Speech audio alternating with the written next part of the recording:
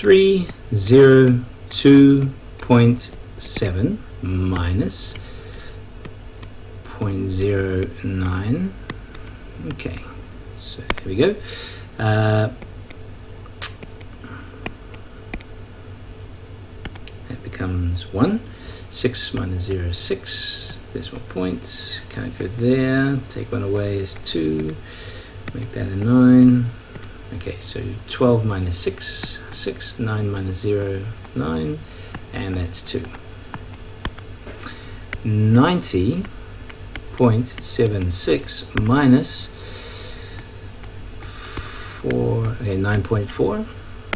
6 minus 0 is 6, 7 minus 4 is 3 decimal points. We haven't got enough there, so make it 10 minus 9 is 1, 8 minus 0 is 8, and that is the final solution.